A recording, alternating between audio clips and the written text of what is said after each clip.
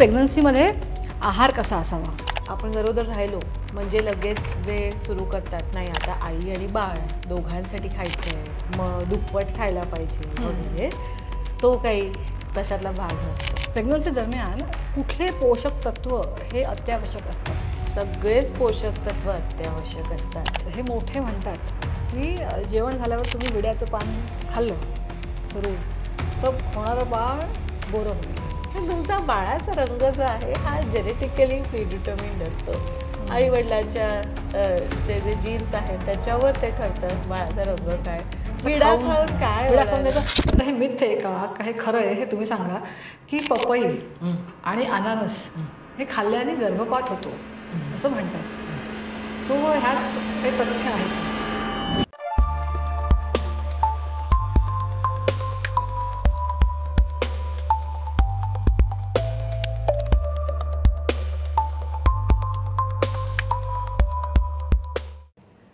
So आपल्या खूप सगळ्या प्रेक्षकांनी आपल्याला प्रेग्नन्सीबद्दल पॉडकास्ट करा अशी रिक्वेस्ट केली होती. सो आज आपण तो विषय घेऊन आलेलो आहोत की प्रेग्नन्सीमध्ये आहार कसा असावा. खूप महत्त्वाचा आहार आहे. आहार आणि व्यायामसुद्धा दोन्ही. येस. सो आहारापासून सुरुवात करायला माझा प्रश्न असा आहे की प्रेग्नन्सी दरम्यान स्त्रीच्या शरीरात कुठले पोषक तत्व हे अत्यावश्यक असतात? सगळेच पोषक तत्व अत्यावश्यक असतात प्रेग्नन्सीत. पण आपण गरोदर राहिलो म्हणजे लगेच जे सुरू करतात की आता नाही आता आई आणि बाळ दोघांसाठी खायचं आहे, मग दुप्पट खायला पाहिजे वगैरे, तो काही तशातला भाग नसतो. इनफॅक्ट फर्स्ट ट्रायमेस्टरमध्ये म्हणजे पहिल्या 3 महिन्यात तर गरोदरपणाच्या तुमच्या कॅलरिक रिक्वायरमेंट्स ज्या आहेत त्या अजिबात जास्तीचे एकही कॅलरी एक्स्ट्रा घ्यायची गरज नसते. म्हणजे आपण जेव्हा आम्ही प्रेग्नन्सी न्यूट्रिशनबद्दल बोलतो तर तेव्हा फर्स्ट ट्रायमेस्टरमध्ये आपल्या कॅलरिक नीड्स ज्या असतात त्या सेमच असतात like as any other adult woman. तर त्यामुळे तुम्ही प्रेग्नन्सी टेस्ट पॉझिटिव्ह आल्यापासून आज पाणीपुरी उद्या भेळ परवा पावभाजी हे जे प्रकार सुरू करतात तसं करायचं म्हणजे is not required or recommended both. असं दोन्ही त्याची गरज नसते. दुसऱ्या ट्रायमेस्टरपासून तुमची जे कॅलरिक रिक्वायरमेंट असते ती साधारण 300 ते 350 कॅलरीज तुम्हाला जास्तीच्या रोज घ्यायला लागतात. म्हणजे तेवढी गरज आपली शरीराची वाढते कारण ते वाढत्या बाळासाठी पण आपल्याला गरजेचं असतं. पण आता 300-350 कॅलरीज म्हणजे किती?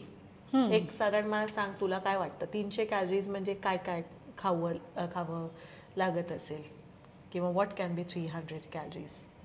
काय आपण 2 पोळ्यांचा ऐवज किती होतो? नाही त्याहून जास्त जरा थोडं, पण साधारण 3 केळी हे 350 कॅलरीज असतात. अच्छा. म्हणजे एवढंच जास्त खायची गरज असते. पण करायला काय लागतात बायका की जर आधी 1 फुलका खात असतील तर 2 फुलके खायला लागतात किंवा 2-3 पोळ्या खायला लागतात. जाता येता मग मला भूक लागते. इमॅजिनरीज म्हणजे बरंचसं त्याच्यातला एक सायकोलॉजिकल पण म्हणता येईल असं वाटायला लागतं की नाही आता मी प्रेग्नंट आहे म्हणजे मला खूप भूक लागते, मग मला जेवढी भूक लागते तेवढं मी खाल्लं पाहिजे असं. मग तेव्हा असं खायला लागतात. कारण दुसरा भाग हाही होतो की पहिल्या ट्रायमेस्टरमध्ये आपल्याला उलट्या वगैरे होत असतात, मॉर्निंग सिकनेस होतं, फारसं काही खावंसं नाही वाटत. अनेक जणांचं पहिल्या ट्रायमेस्टरमध्ये वजन थोडंसं कमी सुद्धा होतं विच इज ऑल्सो नॉर्मल. कारण राहत नाहीये पोटात काही जास्त अन्न, तर मग ते दॅट इज ऑल्सो नॉर्मल. काही त्याच्यात एवढं अगदी आभाळ नाही कोसळत. जर तुमचं साधारण 1-1.5 किलो वजन थोडंसं कमी जरी झालं फर्स्ट ट्रायमेस्टरमध्ये तर सेकंड ट्रायमेस्टरपासून मग वजन हळूहळू वाढायला लागलं पाहिजे. पण याचा अर्थ हा नाही की तुम्ही सेकंड ट्रायमेस्टरपासून अचानक तुमचं 5 किलो वजन वाढवत असा म्हणजे एम नसतो ठेवायचा. तसं केलं तर त्याचे दुष्परिणाम होऊ शकतात जे मी नंतर सांगते. पण coming back to the calorie intake, 3 केळ्याने एवढाच दिवसाला जास्त ऐवज म्हणजे खाण्याचा वाढवायची गरज असते. So it can be like एकच खात होता तर त्याऐवजी 2 पोळ्या खायला लागल्यात, अर्धी वाटी आमटी पण अजून खायला लागलात, चिकन मटण काही खात असाल तर ते थोडं जास्त खायला लागलात किंवा दुपारच्या वेळेला तुम्ही व्यवस्थित प्रोटीन रिच स्नॅक खायला लागलात. एवढं करून सुद्धा तुमचं जे रिक्वायरमेंट आहे एनर्जी रिक्वायरमेंट म्हणजे कॅलरीजची रिक्वायरमेंट ती पूर्ण होऊ शकते. तिसऱ्या ट्रायमेस्टरमध्ये म्हणजे शेवटच्या ट्रायमेस्टरमध्ये जाऊन तेव्हा पण काही असं एकदम 1000 कॅलरी जास्त लागतात अशातला भाग नाही. साधारणपणे 550 ते 600 कॅलरीज तुम्हाला जास्त दिवसाला खायची गरज असते. मग तोवर तेवढी भूक पण वाढते आपल्याला, खाता यायला लागतं तितकं, and then you can increase it accordingly. पण एक वर्ड ऑफ कॉशन येते की प्रेग्नंट आहोत म्हटल्यावर दुप्पट खायला हवं असं जे करतात. हे खूप ऐकलंय की तू आता 2 जीवांची झाली आहेस त्यामुळे 2 जणांचं खायचं. हो, आणि तसं अजिबात नसतं. आणि त्याच्या 2 गोष्टी होतात की एक तर जर बाईला खावत नसेल तर तिच्यावर एवढं दडपण पण येतं की आता मी 2 व्यक्तींना एवढं खायला हवंय, मला एका पुरतं पण नाही खाता येते. पहिल्या ट्रायमेस्टरमध्ये तर असं खूप वेळा होतं. आणि एक प्रेग्नेंट राहिल्यावर एक जे प्रेशर वेगळ्या प्रकारचं येतं तुमच्यावर, म्हणजे दडपण जे येतं की नाही आता मला हा जीव सांभाळायचा आहे, आणि पूर्ण जग जे तुमच्यावर असा मारा करत असतं की नाही तू हे खा, तू ते करते ना, ते खा, चालू नको, उठू नको, बसू नको, तो जो प्रकार सुरू होतो त्याच्याने ऑलरेडी खूप बर्डन असते बाई. आणि त्याच्यात मग अजून हा जर लोड टाकायला लागला तर इट्स इम्पॉसिबल. आणि दुसरं कसं होतं की एखादीला सपोज जिला खाता येत नाही, तिला अरे मला खावत नाही ह्याचं प्रेशर येणार, आणि जिला खावत आहे तर तिने जर तिला म्हणजे असं एकदम फ्री पास मिळाल्यासारखे की आता काय मी हवं तेवढं खाऊ शकते, तर तसं नसतं. कारण तुम्ही जर असं खायला लागलात म्हणजे खूपच असं प्रेग्नंट आहे तर मग मला हवं ते खाणार, मग क्रेविंग्स पण होतात आणि मग अचानकच होतात म्हणजे असे आईस्क्रीम खायची इच्छा होते. आणि ते सगळे क्रेविंग मग हाय कॅलरी फूड्सचे येतात. कारण एरवी तर मला माझं वजन मॅनेज करायला ते खाता नाही येते किंवा मला कंट्रोल ठेवायला लागत होता, आता तर काय मी खाऊ शकते कारण मला दोघांसाठीचं खायचंय. तसं करत जर तुम्ही खायला लागलं आणि अचानक तुमचं वजन वाढायला लागलं तर त्याच्यात तुम्हाला प्रेग्नन्सी रिलेटेड जे दुसरे म्हणजे कॉम्प्लिकेशन्स होऊ शकतात, जसं जेस्टेशनल डायबिटीज मलायटिस वगैरे, तर तसे प्रकार त्याची रिस्क तुमची वाढते. तर त्यामुळे वेअर कॅलरीज आर कन्सर्न तुम्हाला पहिल्या ह्याच्यात तर सेमच काही एक्स्ट्रा कॅलरीजची गरज नाही आहे. सेकंड ट्रायमेस्टरमध्ये 300 ते 350 कॅलरीज एक्स्ट्रा लागतात. थर्ड ट्रायमेस्टरमध्ये तुम्हाला 550-600 कॅलरीज एक्स्ट्रा लागतात. त्याच्यावर नाही गरज आहे. एक्स्ट्रा खाल्लं म्हणजे बाळ आपलं अजून ताकद होईल, तसं होईल असं हे करायचं नसतं. आणि दुसरा धोका काय असतो त्याच्यात की तुम्ही जर अति खाऊन जर आपलं वजन पण खूप पटकन वाढायला लागलं किंवा तुम्हाला जेस्टेशनल डायबिटीज पण जर त्याच्यामुळे झाला तर बाळ म्हणजे जेवढं असायला पाहिजे त्याच्यावर खूप जास्त मोठं बेबी पटकन वजन त्या बाळाचंही वाढायचं म्हणजे त्याच्यात रिस्क असते, which is actually risk to pregnancy. So जास्त खूप वजन जर बाळाचं वाढलं तर त्याच्याने पण पुढे कॉम्प्लिकेशन्स होऊ शकतात आणि पुढे त्या बाळाची तब्येत जी आहे ती म्हणजे थोडीशी ॲट रिस्क अशी होते जर खूप पण वजन असेल बाळाचं जन्माला येताना तर. असं त्यामुळे त्याची काळजी घ्यायची असते. आणि हे जे फर्स्ट ट्रायमेस्टरचं आपण बोललो ह्यात काय होतं की बऱ्याच बायकांना ना उलट्या, नॉशिया, म्हणजे फोडणी टाकली तरी त्या वासाने सुद्धा खूप नॉशिया येतो. फोडणी नाही टाकली तरी कुकर उघडल्यावर वरणाच्या वासाने पळून जातात. मला स्वतःला व्हायचं कुकर म्हणजे जरी उघडला किंवा कोणाच्या लांब कोणी पण जरी कुकर लावला असेल तर त्या वरणाच्या वासाने मला उलटी व्हायची. असं तसं होतं. मग त्यावेळेला आपण म्हणजे न्यूट्रिशनली आपण लॅक होतो ना, आपण खात नाही, इतकं खावलंच जात नाही ॲक्च्युली. मग त्यावेळेला काय खावं की जेणेकरून आपलं थोडं तरी म्हणजे आपली हेल्थ चांगली राहायला. बघ अशा वेळेला जेव्हा तुम्हाला मळमळते वगैरे तर तेव्हा तुम्ही फ्रुट्स हे सेफेस्ट बेट असतात. तुम्ही कुठली पण फळं खाणं की त्यांनी तुम्हाला तेवढे इलेक्ट्रोलाइट्स पण मिळतात, जरा थोडे त्यातले विटॅमिन्स पण मिळतात, पाणी मिळतं फळांमध्ये. जसं आपण संत्र मोसंबी असं खाल्लं तर त्याच्यातून आपल्याला पाणी पण मिळतं, थोडं पाण्याचा ऐवज मिळतो की ज्याने आपल्याला जर ते मळमळते किंवा सहन नाही होते तर त्याला थोडंसं बेटर राहतं. दुसरं म्हणजे की तुम्ही असे कोरडे पदार्थ खाऊ शकता. म्हणजे युजली कोरडे पदार्थ खाऊन मळमळ अशी कमी होते किंवा एकदम असं होत नाही, म्हणजे उलटी होतीये किंवा सिकनेस नॉजिया असा होत नाही. तर त्यामुळे अगदी तुम्ही नुसती कोरडी पोळी आणि त्याला नुसतं तूप मीठ लावून किंवा तूप मीठ न लावून असं जरी खाल्लं तेव्हा मला श्रीखंड पोळी खाल्लेली आठवते. दुसरं जायचंच नाही काही, एवढंसं श्रीखंड आणि एक पोळी. म्हणजे तेवढंसं थोडं ते पण ते जास्त श्रीखंड खाल्लं असतं तर अजून तुला त्रास झाला असता. कारण जेव्हा तुम्हाला मळमळते तेव्हा तुम्ही हाय फॅट म्हणजे असं कोरडं म्हणल्या मग मी चिप्स खाते असं जर केलं तर तुम्हाला अजून ॲसिडिटी वाढेल तुमची. तर त्यामुळे तसं नसतं करायचं. पण साधारणपणे असे क्रॅकर्स काही असतात किंवा जर तुम्हाला आता मला वरण भात खावत नव्हता पण तुम्हाला जर खावत असेल तर साधं वरण भात, साधं जेवढं पचतंय तेवढंच जरी खाल्लं, जेवढं खावत आहे तितकं दही भात असं जरी खाल्लं तरी चालतं, काही त्याने फरक नाही पडत. पहिले 3 महिने असंही तेव्हा बाळ इतकं म्हणजे टायनी असतं, एकदम तिळासारखं इतकं असतं आणि मग ते हळूहळू मोठं व्हायला लागतं. त्यामुळे फर्स्ट ट्रायमेस्टरमध्ये तर तुम्ही टू बी व्हेरी ऑनेस्ट खूप जास्त वेगळं काही मी अजून खाते वगैरे असं करायची गरज नसते. बेसिकच सगळं फक्त सांभाळा इतकंच. आणि ह्याच्यात व्यायाम म्हणजे असं काय व्यायाम टाळावा एस्पेशली की जेव्हा ही नाजूक असते ना कंडिशन फर्स्ट ट्रायमेस्टर, तर कुठला व्यायाम आहे जो आपण नाही करायला पाहिजे? हे बघ, फर्स्ट ट्रायमेस्टरमध्ये जाऊन कधी झुंबा केला नाही आणि आता प्रेग्नन्सीत जाऊन झुंबा करा, न जाऊन क्रॉसफिट करा, न HIIT करा किंवा मॅरेथॉनचं रजिस्ट्रेशन करून त्याचं ट्रेनिंग सुरू करा, हे करायची ती वेळ नसते. पण जर तुम्ही ऑलरेडी व्यायाम करत आलेले आहात पहिल्यापासून, तर तुम्ही व्यायाम बदलायची पण काही गरज नसते. कधी कधी कसं होतं की जर आधी 1-2 वेळा म्हणजे मिसकॅरेजेस झालेले असतील वगैरे, तर ते तुमचे डॉक्टर तुम्हाला सांगतीलच की कुठल्या प्रकारचा व्यायाम तुम्हाला चालेल आणि नाही चालणार. पण युजली हाय इंटेन्सिटी वर्कआउट्स हे नव्यानं नसतात करायचे तेव्हा. असं एरवी जर करत असाल तर ते अधूनमधून कंटिन्यू केले तर चालू शकतात. पण ऑफकोर्स दॅट डिपेंड्स ऑन म्हणजे ऑन द पेशंट. म्हणजे डॉक्टर ते तुम्हाला जास्त नीट सांगू शकले, कारण ते प्रत्येक पेशंटवर डिपेंडेंट असतं की कसं तुम्हाला व्यायाम करायला सांगतील नाही सांगतील असं. पण तुम्ही जो करताय तो व्यायाम बंद करून टाकायची ही गरज नसते की तुम्ही प्रेग्नंट आहात म्हणजे आता जिमला नको स्पेशल जाऊ. कॅटेगरी हो, म्हणजे प्रेग्नन्सी हे म्हणजे तुम्ही काही पेशंट नाही आहात आहात. असं की pregnancy is another physiological state. ते काही वेगळं नाही, असा आजार नाही आहे तो. सो त्याला तसंच ट्रीट केलं पाहिजे. आता हे थोडं सप्लिमेंट्स बद्दल विचारायचं आहे की जसं फॉलिक ॲसिडची गोळी हे काही महिने आधीच सांगतात घ्यायला. सो किंवा आयर्न कॅल्शियम ते मला वाटतं प्रेग्नन्सी असताना सांगतात. तर हे सप्लिमेंट्स कसे म्हणजे किती गरजेचे आहेत आणि कोणते सप्लिमेंट्स आधीपासून बायका सुरू करू शकतात? हे फॉलिक ऍसिड आधी घ्यायला सांगतात हे तुला आता इथे ऑफिसमध्ये आल्यामुळे पण अवेअरनेस एवढं वाढलंय. पण नाहीतर खरं सांगायचं तर ना, बायका नाही घेत फॉलिक ऍसिड आधीपासून आणि तिथे ते खूप चुकतं.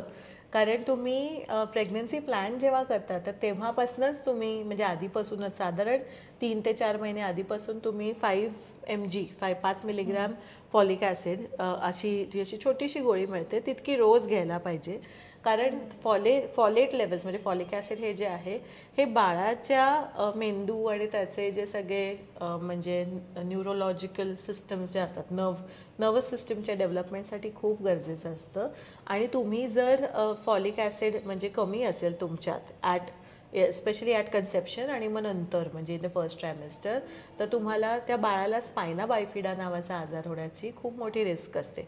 आणि ते अगदी इतक्या सहज एवढ्या बारीक एका गोळीनी अवॉइड करू शकता, कम्प्लिटली अवॉइड करू शकता, तर का नाही घ्यायची असं. त्यामुळे तुम्ही आधीपासूनच ते घेतली पाहिजे, कमीत कमी 3 ते 4 महिने आधीपासून. सो इथे आमच्या क्लिनिकमध्ये म्हणजे आपल्याकडे येणाऱ्या लोकांमध्ये आपण असं करतो की जसं कोणी जरी म्हटलं की आम्हाला पुढच्या वर्षीपासनं लाईक आम्ही प्लॅनिंग करायचा विचार करतोय, पण आता आम्हाला प्रेग्नन्सीसाठी म्हणून फिट व्हायचं की आम्ही मे बी पुढच्या वर्षी, तर मी त्यांना लगेचच फॉलिक ऍसिड सुरू करून टाकते. कारण काय, तुम्ही कधी गरोदर राहणार आहात हे तुमच्या हातात नाहीये. तुम्ही बाय एनी चान्स जर तुम्ही पुढच्या वर्षी प्लॅन केलाय पण आधीच गरोदर राहिलात तर मग ती रिस्क नाही राहता कामा. म्हणून फॉलिक ऍसिड तर घ्यायलाच पाहिजे आधी. दुसरं न्यूट्रिएंट खूप महत्वाचं म्हणजे आता फॉलिक ऍसिडचं आपण सप्लिमेंटच घ्यायला पाहिजे त्याचं, कारण आहारातनं मिळतंय पण तरी म्हणजे ते कमी होता कामा नये म्हणून सप्लिमेंट असतं. पण बाकी न्यूट्रिएंट्स जे आहेत जसं तुम्हाला ओमेगा 3 झालं, तर ओमेगा 3 फॅटी ॲसिड्स हे खूप इम्पॉर्टंट असतात, म्हणजे महत्त्वाचे आहेत आपल्याला प्रेग्नन्सीत. तर ते पण आपल्याला आहारातनं मिळू शकतात. म्हणजे आपले जे सीड्स आहेत जे खातोय आपण किंवा जे नट्स खातोय म्हणजे बदाम किंवा पिस्ता काजू जे खातोय त्याच्यातनं पण आपल्याला मिळू शकतात. किंवा नारळ खाताय तर त्यातनं मिळू शकतात, शेंगदाण्यातनं मिळतात. So all of that like किंवा जवसाची चटणी खाल्ली तुम्ही, ह्याची तिळाची चटणी खाल्ली, त्याच्यातनं पण आपल्याला सगळ्यांना मिळू शकतात ते ओमेगा 3 फॅटी ॲसिड्स. फिश वगैरे खात असाल तर त्यातनंही मिळतात तुम्हाला. So those are good sources असं. Then another nutrient very important is choline. Choline हे असं न्यूट्रिएंट आहे की जे आपल्याला सर्वसामान्य जे ॲनिमल बेस्ड फूड्स आहेत आणि दुग्धजन्य पदार्थ ह्याच्यातनं मिळत असतं. तर त्यामुळे एक लक्षात घ्या, आता एरवी काय आणि प्रेग्नन्सीत काय, जे काही मुख्य फूड ग्रुप्स आहेत की म्हणजे आपण होल कार्ब्स म्हणतोय की तुम्ही प्रोसेस्ड मैदा वगैरे नाही, पण गहू, तांदूळ किंवा ज्वारी, बाजरी हे सगळे होल कार्ब्स जे आहेत ते, कडधान्य, डाळी, हे मग आपलं अंड वगैरे खात असाल तर अंड, chicken, fish, all of these things, दुग्धजन्य पदार्थ म्हणजे ताक, दही, दूध, पनीर जर खात असाल तर तो ऑल ऑफ दॅट, आणि भाज्या, हेच फूड ग्रुप्स आहेत. हेच तुम्ही सगळे मग जितके अनप्रोसेस्ड खाता येतील. तुम्ही खूप तेल तूप वगैरे, आता असंही नाही की म्हणजे गरोदर राहिलात म्हणजे रोज पुऱ्या खाताय ना, पापड न कुरडया खाताय. मला तोच प्रश्न आहे की तेल तूप लोणी ह्याचं काय प्रमाण असलं पाहिजे? जितकं एरवी असतं तितकंच त्याचंही प्रमाण असलं पाहिजे. सेकंड आणि थर्ड ट्रायमेस्टरमध्ये तुम्ही सेकंड ट्रायमेस्टरमध्ये 1 चमचा वाढवू शकता. म्हणजे एरवी जर 5 ते 6 चमचे खाल्लं पाहिजे, तर सेकंड ट्रायमेस्टरमध्ये तुम्ही 6 ते 7 चमचे एवढं तेल तूप टोटल असं खाऊ शकता. आणि नंतर तुम्ही त्याचे 8 चमच्यापर्यंत तेल तूप खाऊ शकता. असं थर्ड ट्रायमेस्टरमध्ये असा हिशोब असतो. प्रेग्नंट आहात म्हणजे सर्रास रोज, आय नो ऑफ पीपल की म्हणजे ज्या प्रेग्नन्सीत रोज संध्याकाळी जाऊन पाणीपुरी खात आहेत किंवा रोज आपलं काहीतरी डेझर्ट खात आहेत की आता काय मी तर प्रेग्नंट आहे, आता तर मी खाऊ शकते असं. पण तसं करायचं नसतं, कारण त्याने तुमचं शुगर्स खूप फ्लक्च्युएट होतात, वर खाली होतात, आणि ती पण एक रिस्क असते ती प्रेग्नन्सीत. आपल्याला त्याच्याकडे लक्ष ठेवायचं असतं. So coming back to nutrients, another important, very important nutrient is protein. मग कसं होतं की आता ते मायक्रो न्यूट्रिएंट नाही आहे, ते मॅक्रो न्यूट्रिएंट आहे. पण पहिल्या ट्रायमेस्टरमध्ये तुम्हाला काही खावत नाही आहे, सेकंड ट्रायमेस्टरमध्ये खावत नाही आहे, मला मळमळतं, ह्याचा एक थोडा त्याची भीती थोडी बाळगत राहतात बायका. आणि मग त्या भीतीपायी म्हणतात नको नको, मला अंडं नकोच, मला चिकन नकोच, मला त्याच्या वासाने काहीतरी होईल हे तुम्ही खाऊन बघितल्याशिवाय तुम्हाला कळणार नाही. त्यामुळे खाऊन बघा आधी, कारण नंतर नाही तर तुमची तेव्हा जर प्रोटीन रिक्वायरमेंट म्हणजे जेवढं प्रोटीन पाहिजे तितकं तुम्ही घेतलं नाहीत तर बाळाच्या आणि तुमच्या तब्येतीसाठी ते खूप म्हणजे नुकसानकारक होऊ शकतं. त्यामुळे त्याच्याकडे लक्ष ठेवा आणि मेक शुअर की तुमच्या प्रत्येक मीलमधनं म्हणजे जे काही तुम्ही खाताय, सकाळचा नाश्ता, दुपारी आणि मग रात्रीचं जे जेवताय किंवा इव्हन स्नॅक, त्यातनं तुम्हाला 60 ते 70 ग्रॅम प्रोटीन मिळालंच पाहिजे कमीत कमी. म्हणजे जे असं तुम्ही म्हणतात 0.8 ग्रॅम्स पर केजी, ते इथे बदलतं 1 to 1.2 gram per KG body weight, ते बदलतं. प्रेग्नन्सी तुमची प्रोटीन रिक्वायरमेंट वाढते, तर त्यामुळे तेवढं तुम्ही घेतलं पाहिजे तेव्हा असं. तर so you make sure that you are eating that much protein. कारण शेवटी काय आहे, बाळाचे जे एक जे पेशी बनतात, ज्यातनं बाळ बनतंय, प्रत्येक पेशी जी आहे ही प्रोटीनमधूनच बनलेली आहे. मग प्रोटीनच नाही घेतलं तर मग कसं बाळपण मोठं होणार किंवा कशी आपली पण तब्येत नीट राहणार नाही राहणार असं. So that is important. आणि मग नंतर अजून न्यूट्रिएंट्स म्हणजे कॅल्शियम आणि आयर्न. सो कॅल्शियम आणि आयर्नचं आपल्या देशात मॅन्डेटरी सप्लिमेंटेशन आहे, कारण ओव्हरऑलच बायकांमध्ये आयर्न लेवल्स आपल्या देशात आयर्न डेफिशियन्सी अनिमिया खूप जास्त आहे आणि प्रेग्नन्सीत आपली आयर्न रिक्वायरमेंट वाढते. म्हणून बाय डिफॉल्ट म्हणजे गव्हर्नमेंटनीच सांगितलेलं मॅन्डेटेड प्रोग्राम आहे की तुम्हाला आयर्न फॉलिक ॲसिडचं सप्लिमेंट जे आहे ते द्यायलाच लागतं प्रेग्नन्सीत, म्हणजे घ्यायचंच असतं सगळ्या बायकांनी. आणि सेम फॉर कॅल्शियम, तर कॅल्शियम पण घ्यायला सांगतात आणि ते तसं जे डॉक्टर तुम्हाला सांगतील तुमचं सप्लिमेंटेशन तसं तुम्ही घेतलं पाहिजे. कारण तुम्ही जर कॅल्शियम तेवढं इनफ घेतलं नाहीत किंवा आयर्न जर तेवढं इनफ घेतलं नाही तर वाढतं बाळ जे आहे पोटात, तर ते त्याच्या गरजांसाठी आपलं शरीर जे आहे ते बाईच्या शरीरातला त्याच्यातलं काढून घेऊन ते बाळाला दिलं जातं असं.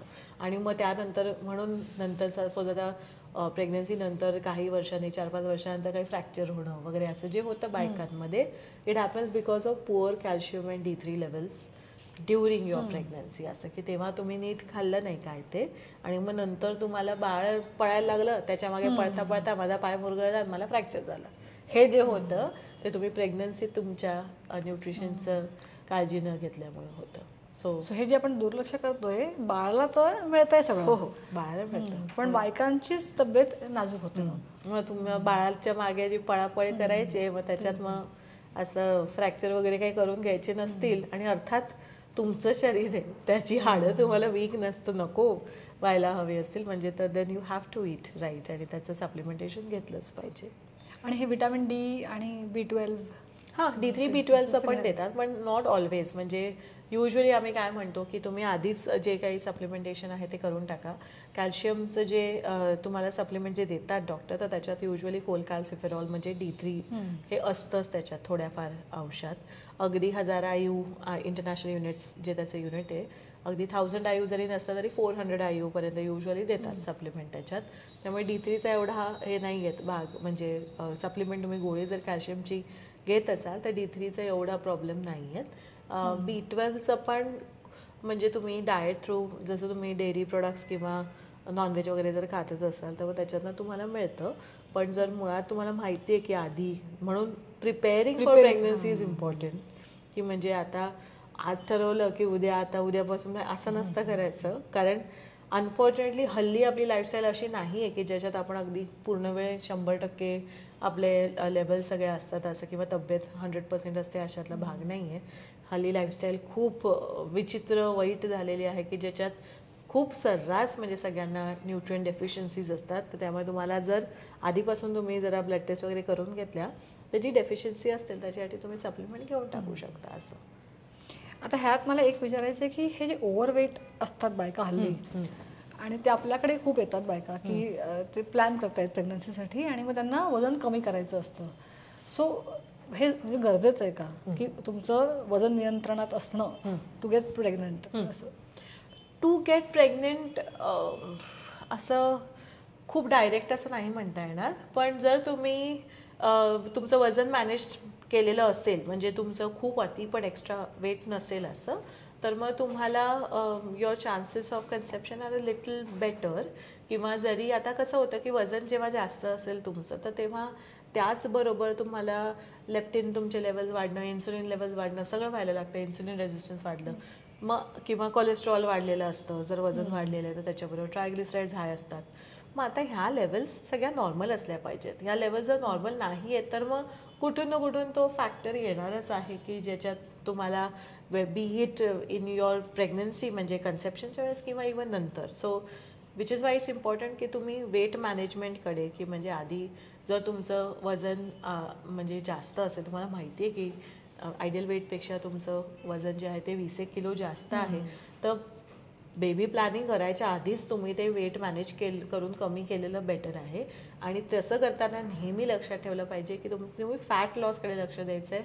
तुमचा मसल मास नाही गेला पाहिजे, कारण तुमचा सगळा मसल आणि सगळी हाडं जी आहेत हाच पाया आहे तुम्हाला एकदम हेल्दी प्रेग्नन्सी हे करण्याचा. नाही तर मग कसं होतं की वजन कमी केलं मग प्रेग्नेंट राहिले आणि मग त्यानंतर परत वजन एकदम खूप वाढायला लागतं. कारण ज्या पद्धतीने तुम्ही वजन कमी केलेलं असतं की मी दिवसातनं एकदाच खाऊन वजन कमी करतेय, किंवा मी आता नुसतंच वाफवलेल्या भाज्याच खाऊन वजन कमी करतेय, असं करता त्याच्यात फॅट जे असतं ते तिथेच राहतं.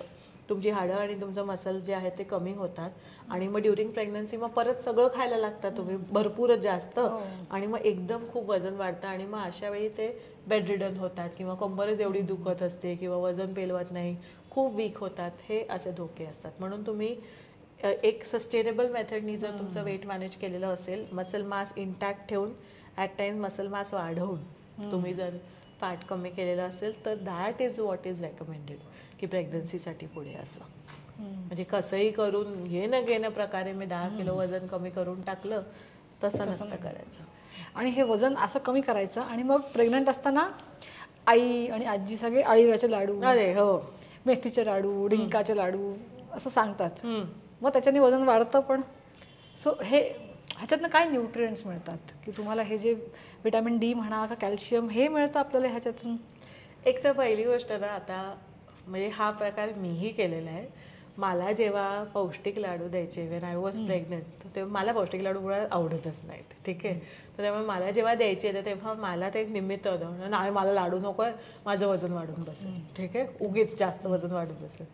पण खरं सांगायचं ना तर सगळ्या बायका त्या पौष्टिक लाडूला नावं ठेवतात आणि एकीकडे बिस्किटनं, चिप्सनं, पाणीपुरेनं, पिझ्झे असं खातात प्रकार. ओके, तर पौष्टिक लाडू जर घरच्यांनी केलाच असेल आणि तुम्हाला आवडत असेल आणि तो ड्रायफ्रुट्सचा जर असेल बनवलेला, तर एखादा लाडू छोटा, असं मोठे लाडू नाही, एकदम खूपच प्रेम नको, आटोक्यात प्रेम असं, तर थोडा छोटा लाडू जर असेल तर रोज खायला काही हरकत नसते.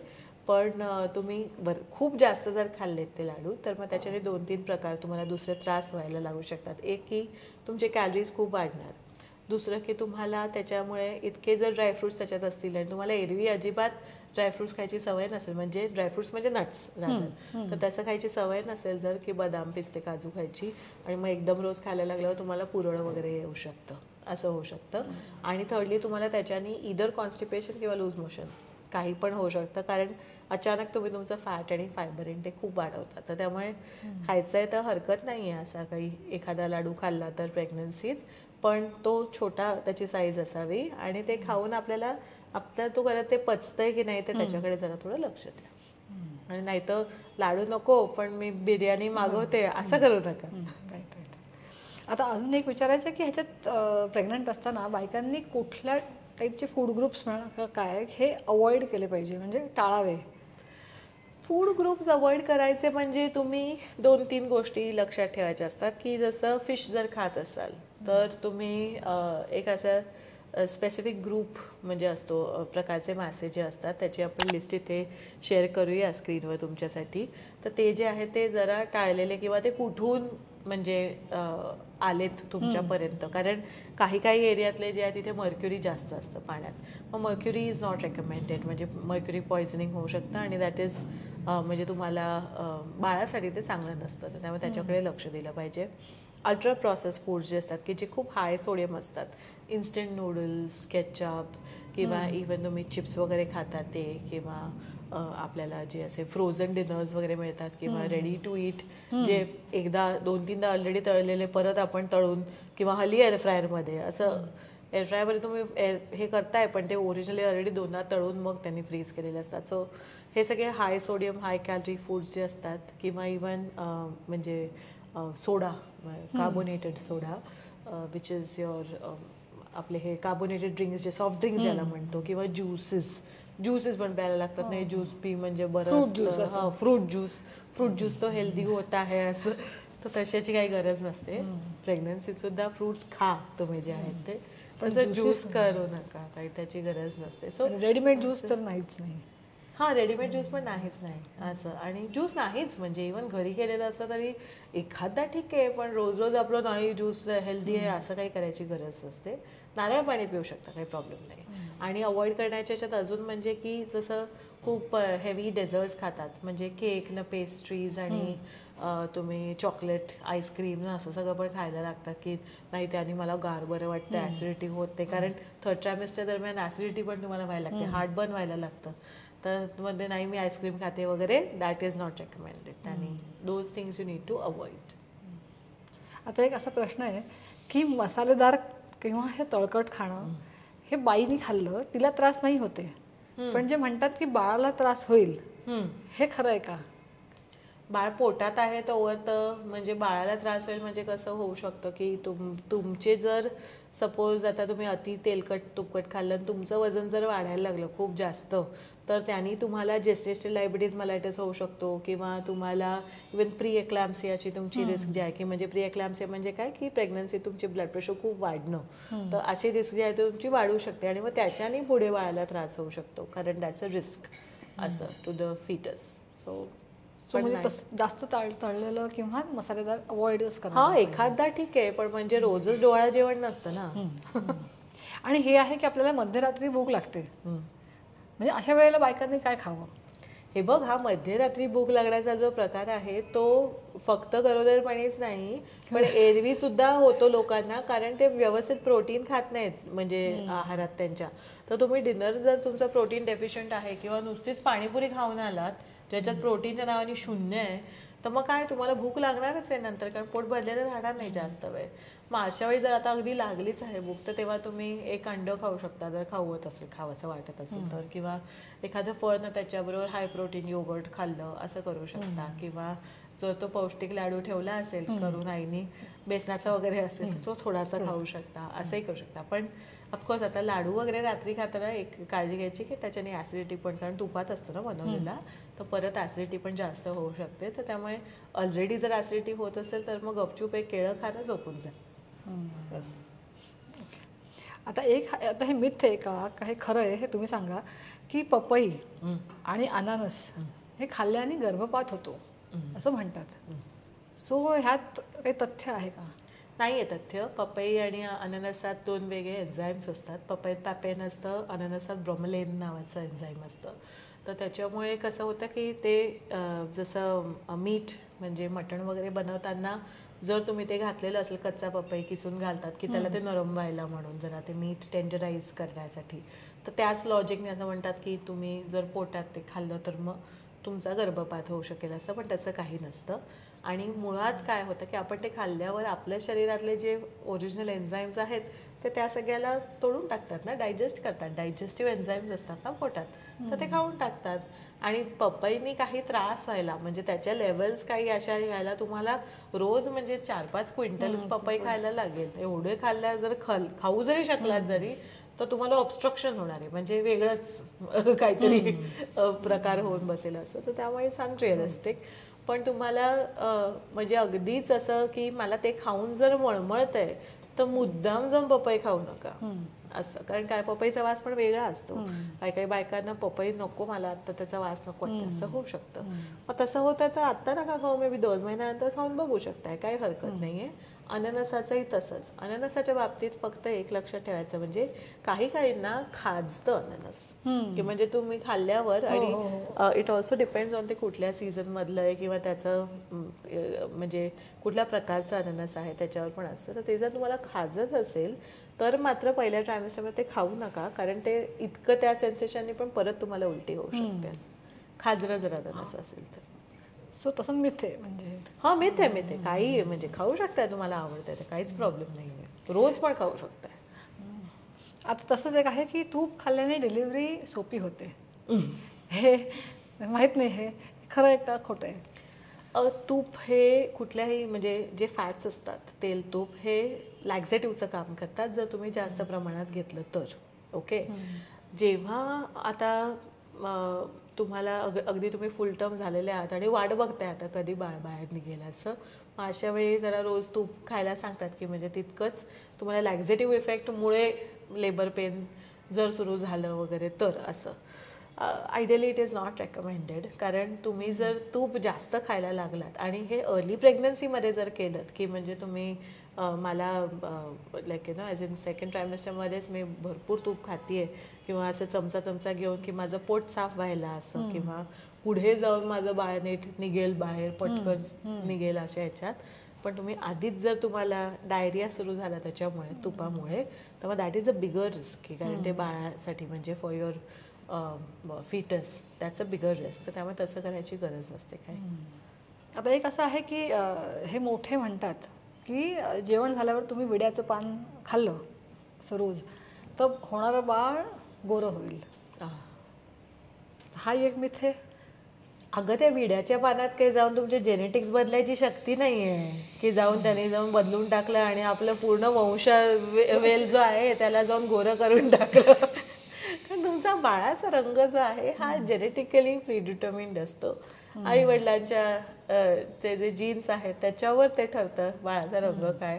विडा खाऊन काय हळद दूध हा काय त्याच्याने गोरे होतात. केशर तर मला वाटतं केशर नाही म्हणतात ना, गरम असतं केशर म्हणून नाही काय, कुठे देतात कुठे नाही देत, पण त्याने काही कशाने फरक नाही पडत, काही नाही. एक मात्र लक्षात ठेवायचं ओके की प्रेग्नन्सीत आपल्याला कॉन्स्टिपेशनची पण खूप मोठी रिस्क असते.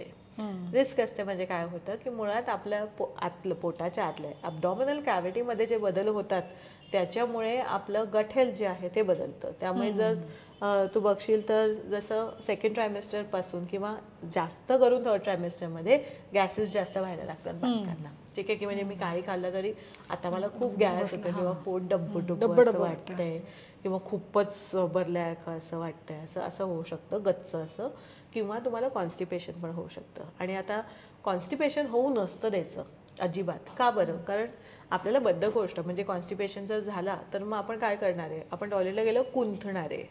जेव्हा तुम्ही कुंथता तेव्हा तुम्ही अर्ली लेबर चुकून त्याच्यामुळे होऊ शकतो तुम्हाला, कारण तुम्ही असं जे कुंथण्याची जी ॲक्शन आहे तेच मसल्स साधारण ॲक्टिवेट होतात जेव्हा तुम्ही लेबरमध्ये जाता तेव्हा. तर म्हणून तुम्ही कॉन्स्टिपेशन हे खूप कॅटेगोरिकली अवॉइड करायचं असतं. कॉन्स्टिपेशन कसं अवॉइड करायचं यासाठी आम्ही पूर्ण एक एपिसोड केलेला आहे, तो नक्की बघा. इथे त्याची लिंक देतोय आम्ही तुम्हाला, तर तो बघायचा विसरू नका. म्हणजे त्याप्रमाणे तुम्ही डाएट जे आहे ते मॅनेज केलं पाहिजे तुमचं. आणि हे कॉन्स्टिपेशनमुळे आता मला हायड्रेशनचं आठवतंय की हायड्रेशनचे आपले रिक्वायरमेंट्स वाढतात का? हो, हायड्रेशनचे रिक्वायरमेंट्स वाढतात, म्हणजे खूप असे नाही वाढत तेव्हा, पण you need to be careful की म्हणजे तुम्ही व्यवस्थित पाणी पिताय ना पिताय, कारण नाहीतर एनिवे तुमचं वजन वाढून, तुमच्या स्पाईनवरचा लोड वाढून, तुमच्या पायांवरचा लोड वाढल्यामुळे आपल्याला क्रॅम्प्स वगैरे येणं खूप म्हणजे होतं ना, म्हणजे अचानक एकदम क्रॅम्प आले असं होतं. मग त्याच्यात जर तुम्ही पाणी पण जर व्यवस्थित पित नसाल तर ते म्हणजे आगीत तूप गाठण्यासारखं होतं. त्यामुळे you just make sure that you are drinking enough water. अर्थात पाणी व्यवस्थित पिल्यामुळे तुम्हाला कॉन्स्टिपेशनची पण रिस्क जी आहे ती पण कमी होते. So that's also recommended. Okay. आता एक आहे की जसं जेस्टेशनल डायबिटीज तुम्ही म्हणालात, तसं जेस्टेशनल हे हायपरटेन्शन किंवा हायपोथायरॉइडिझम हे पण इंड्यूस होतं का बायकांना? मग हे जेस्टेशनल डायबिटीज मेलायटिस, प्री एक्लॅम्प्सिया किंवा टॉक्सिमिया म्हणजे ब्लड प्रेशर वाढणं ड्युरिंग प्रेग्नन्सी किंवा इवन हायपोथायरॉइडिझम पण आधी असेल तर मग तो वाढू शकतो त्याचा प्रकार, किंवा काही बायकांना ड्युरिंग प्रेग्नन्सी हायपोथायरॉइडिझम सुद्धा डिटेक्ट होतो. जेस्टेशनल डायबिटीज मेलायटिस जे आहे तेव्हा तुमचे इन्सुलिन रेझिस्टन्स वाढतं, तुमचे ब्लड शुगर लेवल्स वर खाली होतात.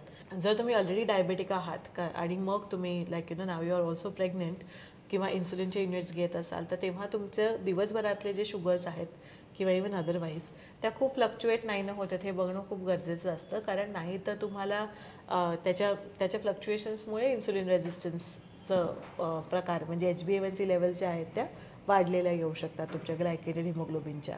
तर त्यामुळे ह्या सगळं न होण्यामागे म्हणजे how to avoid all of this is through your diet. तुम्ही अफाट काही पण म्हणजे खायला लागलात, जे दिसतंय ते सगळं खा किंवा एकाच्या ऐवजी 2 खा, 2च्या ऐवजी 4 खा असले प्रकार केल्याने हे म्हणजे तुम्हाला प्रॉब्लेम्स होतात. तर तसं करायचं नसतं, बॅलन्स डाएटच घ्यायला पाहिजे. म्हणजे ह्या कंडिशन्स असल्या तरी तुम्ही नॉर्मल आहार घ्या आणि काही टेस्ट असतील त्या मग तुम्ही फ्रिक्वेंटली करायला पाहिजे. तसं नाही. ह्या कंडिशन जर आता सपोज तुम्हाला जेस्टेशनल डायबिटीज मेलायटिस झालाय तर मग तेव्हा तुमचे शुगर्स मॅनेज करणं खूप क्रिटिकल होतं.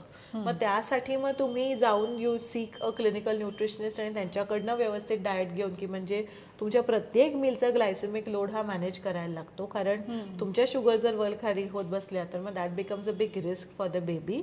आणि तुमचा डायबिटीज जर म्हणजे जेस्टेशनल डायबिटीज जर वाढत राहिला असाच तर मग पुन्हा ते जे मी म्हणते ना की तुमचं वजन खूप वाढलं तरी बाळ जास्त मोठं होण्याचं जी रिस्क असते तसंच ह्या GDMची पण रिस्क असते की तुमचं बाळ ते म्हणजे खूप पटकन मोठं होऊ शकतं, म्हणजे जास्त बिग बेबी असं होऊ शकतं आणि मग त्याचे वेगळे रिस्क असतात. तर म्हणून ते अवॉइड करायला पाहिजे.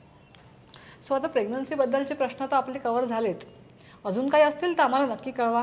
आणि आता प्रेग्नन्सीनंतर डिलिव्हरी, सो पोस्टपार्टम ह्याचे काही प्रश्न असतील किंवा त्याच्यावर आपला एक पॉडकास्ट हवा असेल एपिसोड, तर आम्हाला नक्की प्लीज कमेंटमध्ये कळवा. पोस्टपार्टम असं लिहून कळवा. सो आपण तो नेक्स्ट एपिसोड करूयात. चालेल. कमेंट्समध्ये पोस्टपार्टम लिहायचं विसरू नका. जर तुम्हाला बाळ झाल्यानंतरचं तुमचे जे काही डाएट आहे त्याबद्दलची माहिती हवी असेल तर. आणि नेहमीच सांगते, पुन्हा एकदा सांगते, हा एपिसोड शेअर करायचा विसरू नका आणि सबस्क्राईब केलं नसेल तर करा पटकन सबस्क्राईब प्लीज.